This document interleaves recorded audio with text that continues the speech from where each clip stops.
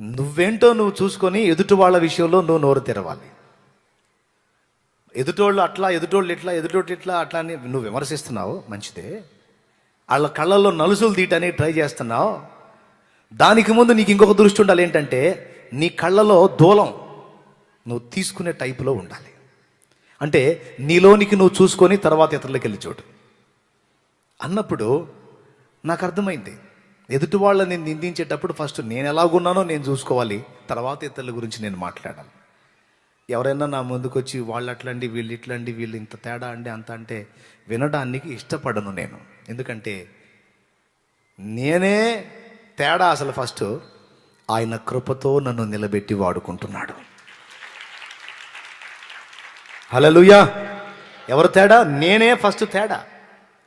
ఇతరుల యొక్క దోషాలు వెతికి, ఇతరుల యొక్క పాపాలు పంచుకొని, ఇతరుల యొక్క లోపాలు ఎంచుకొని వాళ్ళ బతుకుల్ని ఆరడిపరుచుకోవడానికి అంత పరిశుద్ధత, అంత నీతి, అంత సత్యం నా దగ్గర ఎక్కడుంది? ఇతరుల గురించి ఆరోపిస్తున్న ప్రతిసారి, ఇతరుల గురించి విమర్శిస్తున్న ప్రతిసారి మనం మౌనంగా మన గురించి ఒక సర్టిఫికేట్ ఇచ్చుకుంటాం. ఏమిటంటే వాళ్ళందరూ తేడా, నేను మంచి అని. అది మంచిది కాదు అన్నాడు దేవుడు. ఎందుకంటే లేఖనము నిరర్ధకము కానిరదు కదా. నీతిమంతుడు లేడు, ఒక్కడు లేడు. దేవునికి స్తోత్రం కలుగును గాక.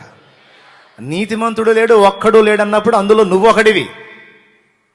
లోకం మొత్తానికి నేను సపరేట్ అన్నట్టు మాట్లాడుతున్నా ఏంటి? ఏకాంతంగా లేకపోతే ఒంటరిగా మనం దేవునితో వ్యక్తిగతంగా సంబంధం ఏర్పరచుకున్నప్పుడు ఆయనకు సమీపం అయ్యే కొద్దీ లోకుల పాపాలు, లోకుల జీవితాలని నువ్వు నెక్స్ట్ సెకండ్ హాఫ్ చూస్తావు.